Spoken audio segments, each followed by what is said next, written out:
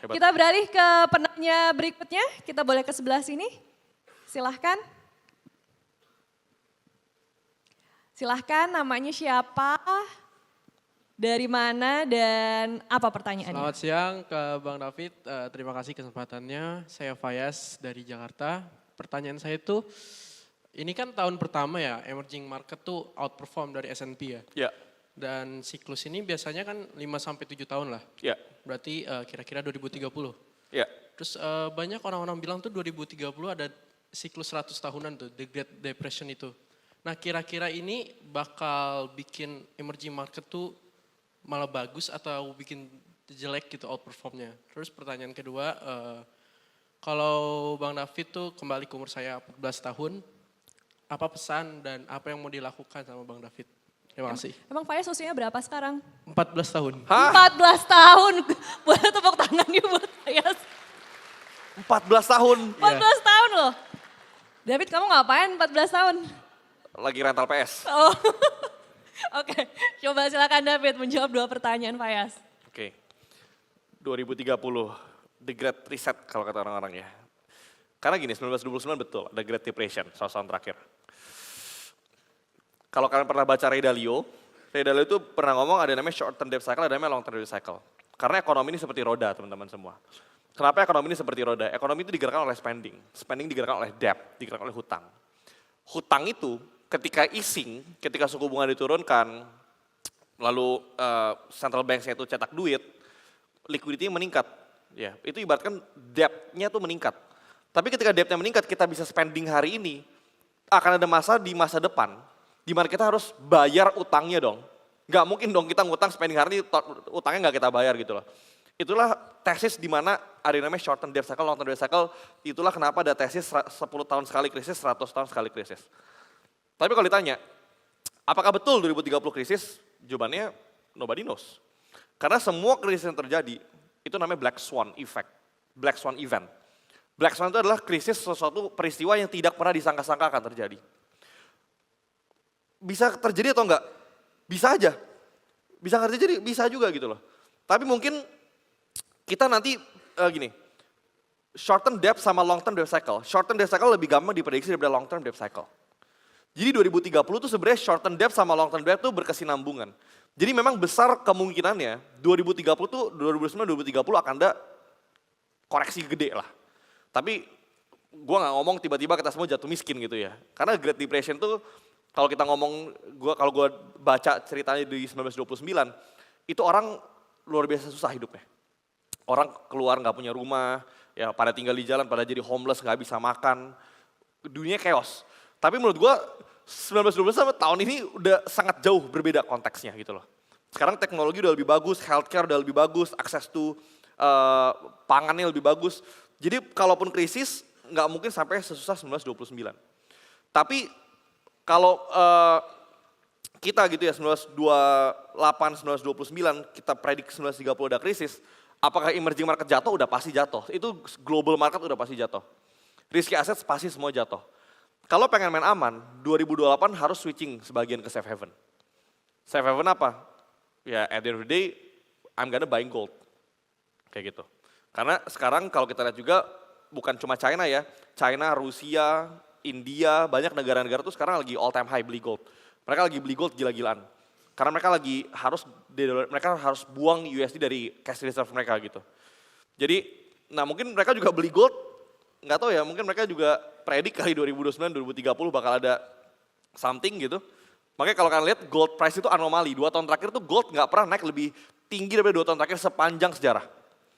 Ini sangat anomali gitu. Ini nggak mungkin di-drive sama retail, ini pasti di-drive sama government buying gold. Sama tadi terakhir 14 tahun harus ngapain? Nikmatin hidup lu lah. Cari uang capek, kerja capek. Oke, tapi in serious konteksnya 14 tahun harus jadi sponge yang menyerap ilmu sebanyak-banyaknya. Harus secara humble mendengarkan. Jangan pernah merasa pinter. Harus selalu ingat bahwa hidup ini tuh ada levelnya gitu loh. Dan untuk mencapai level lebih besar, kita harus mau dengerin orang yang udah pernah hit level itu. Dan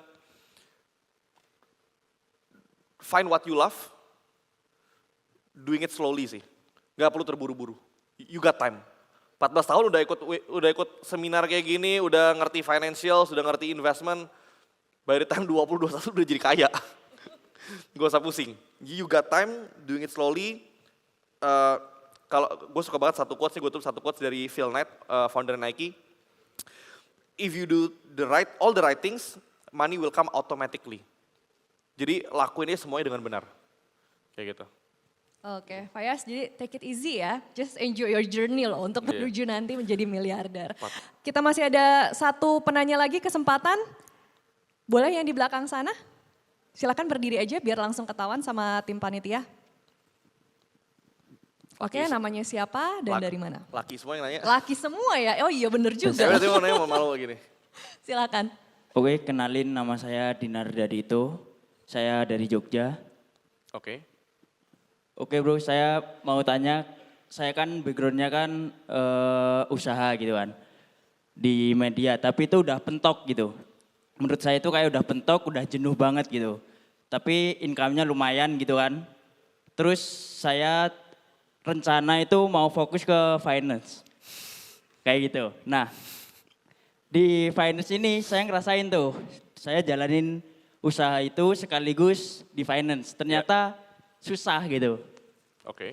Kayak gitu kan saya backgroundnya tuh sukanya fokus gitu kan. Nah gak bisa gitu kan. Menurut Bro David gimana nih? Atau saya tutup aja itu terus fokus finance gitu. Nah, Soalnya saya memiliki keyakinan gitu kalau saya fokus finance berhasil nih gitu. Ya gitu. Oke. Terus gimana satu lagi. tuh? Oh masih ada. Oh masih ada lagi, oke. Saya kan terjunnya kan kemarin di kripto gitu kan. Nah ini saya mau belajar di saham kayak Oke. gitu. Saya karena masih awam, saya ingin tanya nih, siklusnya di saham itu kayak gimana gitu? Oke. Atau 4 tahunan sama atau gimana gitu? Oke. Terima kasih. Thank you. Silakan David. Bro ini orang ke 1547 yang nanya pertanyaan yang sama ke saya tahun ini. Mungkin lebih banyak sih kayaknya. Saya udah mentok bisnis saya mau masuk finance. Saya nggak bisa pecah fokus, saya mau all in gitu. Baik lagi ya, kemarin ke event, ada orang punya bisnis apalah itu. Terus dia bilang dia mau jual semua bisnisnya buat beli kripto, buat beli saham gitu. Gini bro, bisnis dan financial market itu menurut gue dua skill set yang berbeda. Ya. Ketika orang ya fokus di bisnis, mereka tuh put time. Financial market tuh nggak butuh time sebenarnya. Yang butuh tuh decision making, otaknya sebenarnya yang harus jalan. Jadi kalau bro ini berpikir nggak bisa fokus, mungkin konteksnya trading gitu ya. Tapi trading pun ada banyak macam. Ada scalping, ada day trading, ada swing trading, ada position trading. Bro itu yang mana gitu loh. Jadi kalau dibilang udah mentok, terus nggak bisa fokus dan lain sebagainya. Saya ini total punya 12 perusahaan loh. Ya walaupun bukan saya kerja sih. Tapi tetap sibuk gitu loh. At the same time juga invest. Juga ada di capital market. Jadi gak harus milih. Ya. Karena kalau milih ada resikonya. Udah nyaman di satu tempat, bayangin udah nyaman, income udah gede. Tiba-tiba harus jadi nol. Buang kepastian buat dapat ketidakpastian. Iya kalau untung. Apalagi bronya bilang, baru keluar dari kripto pengen masuk saham. Ibaratkan ini your first year loh di saham. Gue 3 tahun pertama tuh boncos. Jadi gak semudah yang dibayangkan gitu. So jangan tutup bisnisnya please. Jangan. Pegang dua-duanya, oke? Tapi carilah approach yang lebih tidak butuh waktu. Kalau nggak bisa scalping, jangan scalping. Mungkin bisa swing, mungkin bisa position trade ya, ambil position ketika dia reversal dari downtrend ke uptrend. Atau mungkin fokus invest aja. Cari company-company yang lagi ada corporate action, kita jagain beritanya, kita jagain corporate actionnya. Ya, jadi cari approach investment yang lebih nggak butuh banyak waktu. At the same time tetap cash flow-nya dijalanin. Sama yang kedua baru pindah dari kripto ke saham. Oke. Kripto dan saham ini mungkin secara market akan sangat jauh berbeda. Ya. Saham itu akan lebih less volatile daripada kripto. Tapi upside-nya kalau kripto sehari bisa naik 100%, saham nggak bisa, ada arahnya. Ya, jadi harus lebih sabar gitu. Nah, tapi secara siklus ya, sekarang saham Indonesia kalau mau masuk, I think hari ini adalah hari terbaik. Karena 2026 kalau kalian pikir 2025 bagus, 2026 akan jauh lebih bagus dari 2025. Karena cycle-nya tadi udah ditunjukin secara makroekonomi. Ketika rate cuts-nya dimulai, ya mungkin 6 bulan dari rate cuts pertama dimulai, duit akan masuk dari money market ya, dari gold, money market, safe haven ke bonds. Sekarang bonds kita udah dibeliin terus dari berapa bulan terakhir. Pelan-pelan sekarang foreign inflow udah mulai masuk ke capital market. Ketika foreign inflow masuk ke capital market, sekarang di drive sama dua. Kalau dulu kita didorong sama domestic liquidity, sekarang foreign liquidity, domestic liquidity dorong bareng. Semua orang pengen beli aset. Makanya IHSG kita outperforming S&P. Nah during these times, kalau kalian cek coba 2002 sampai 2007, itu ada commodity super cycle. After 1998 krisis Asia. Itu Indonesia naik gila-gilaan, outperforming S&P by far, jauh. Jadi I think kalau tahun depan bener tes kita commodity super cycle ada, Indonesia pasti diuntungin. Karena kita negara sentra komoditas. Dan kalau itu terjadi, well 2 tahun, 3 tahun depan mungkin kita akan menikmati long run of bull market. Jadi cycle-nya bagus, jual kripto masuk saham, bagus. Oke kalau begitu, jadi jangan gegabah ya, ikuti pesan dari David juga ya.